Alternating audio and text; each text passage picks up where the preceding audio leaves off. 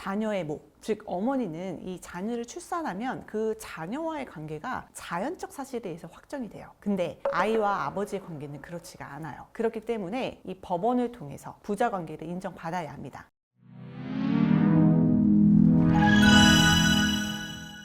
안녕하세요. 제 옆하는 남편 이혼 전문 안소연 변호사입니다. 오늘은 법률론 상태에 있지 않으신데 출산을 하시게 되는 경우 자녀에 대한 양육권과 양육비는 어떻게 해야 하는지에 대해서 알려드리고자 영상을 준비해봤습니다. 결혼식을 준비하다가 중단하는 경우에 생기는 법률적 문제는 제가 예전에 영상에서 다루었는데 예식을 준비하기로 한 비용 등을 책임 있는 사람이 손해배상한다는 건 말씀드렸었죠. 그리고 결혼식은 하고 혼인신고를 안 한 사실혼 관계 부부의 경우에 사실혼이 해소된 때에는 이혼의 때와 같이 위자료, 재산분할 청구권이 있다는 이야기도 여러 차례 해드렸던 것 같습니다. 그런데 만약 혼인신고를 하지 않은 사실혼 관계에서 자녀가 생겼거나 결혼을 준비하는 과정 또는 연애 중인 상황에서 자녀를 임신했는데 상대방과 헤어지고 출산을 하게 되었다. 이런 경우 자녀의 문제는 어떻게 준비하고 해결해야 되는지에 대해서는 말씀을 드린 바가 없는 것 같더라고요. 앞서 말씀드린 상황에서 아이를 임신하고 출산을 앞두고 계신 분들이 계시다면 오늘 영상이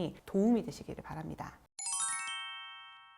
먼저 자녀를 임신한 상황이시고 출산을 결심하셨다면 해당 사실을 상대방에게 알리셔야겠죠. 상대방이 자발적으로 자녀를 양육하며 책임을 지겠다라고 하면서 출생신고도 같이 해주고 양육권자 지정 합의나 양육비 지급 등을 수월하게 합의를 해준다면 문제는 해결이 됩니다. 출생신고를 할 때 친부를 기재하시고요. 양육권자 및 친권자 지정 및 양육비에 대해서는 협의를 하시고 합의서를 작성하시면 돼요. 그런데 만약 상대방이 본인의 자녀로 출생신고하는 것을 거부하고 책임을 회피한다면 인지청구해소를 제기하셔야 됩니다. 자녀의 목, 즉 어머니는 이 자녀를 출산하면 그 자녀와의 관계가 자연적 사실에 의해서 확정이 돼요. 근데 아이와 아버지의 관계는 그렇지가 않아요. 그렇기 때문에 이 법원을 통해서 부자 관계를 인정받아야 합니다. 인지청구를 할 때에는 자녀와 상대방이 부자 관계에 있다는 점을 우선 주장하셔야 하잖아요. 이때에는 임신 사실을 알렸던 메시지나 임신과 출산 관련한 이야기를 나눈 대화 내용 또는 임신이 된 시기에 교제를 하고 있었다 라는 사실을 알 수 있는 증거들을 함께 제출하면 좋습니다. 법원에서는 인지청구해소가 들어오면 유전자 검사를 위한 수검 명령을 내려줘요. 이때 상대방이 피하면 어떡하죠? 하고 걱정 많이 하시는데요. 법원에서 내리는 건 이 수검 명령이기 때문에 상대방이 응하지 않으면 법원에서 과태료를 부과하거나 감치 명령까지 내릴 수 있으니 대부분의 상황에서는 유전자 검사에 응하게 됩니다. 인지청구해소를 제기할 때 잊지 마셔야 하는 건 양육권자, 친권자 지정 청구와 양육비 청구를 함께 제기하셔야 된다는 거예요. 여러 번 소송을 제기하실 필요가 없이 딱 한 개소를 제기하면서 인지청구, 양육권자 및 친권자 지정 청구, 양육비 청구를 모두 병합해서 청구하실 수 있습니다. 인지청구를 하기 전에 이미 자녀를 양육했다면 과거 양육비도 청구할 수 있는데요. 상대방이 아니 내가 모르는 자식이 어디선가 자라고 있었고 나는 몰랐으니까 그 몰랐던 기간에 과거 양육비는 줄 수 없다 라고 주장할 수도 있어요.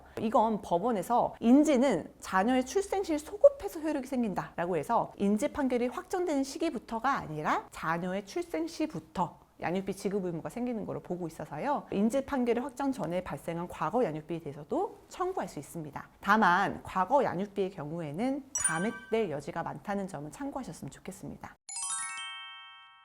오늘은 홀로 출산 과정을 겪고 변심한 상대방으로부터 자녀에 대한 인지, 양육비 등의 협조도 구할 수 없어서 고통받고 계시는 분들을 위해서 인지청구해소를 제기하는 방법과 자녀의 양육권자 지정, 양육비 청구 방법 등에 대해서도 안내를 드렸습니다. 제가 영상에서 드린 설명 이외에 혹시 궁금한 사항이 있으시다면 언제든지 편하게 상담 문의주세요. 제가 힘이 되어 드리겠습니다. 오늘 영상이 도움이 되셨다면 구독과 좋아요 부탁드릴게요. 다음에도 도움되는 주제로 찾아뵙겠습니다. 감사합니다.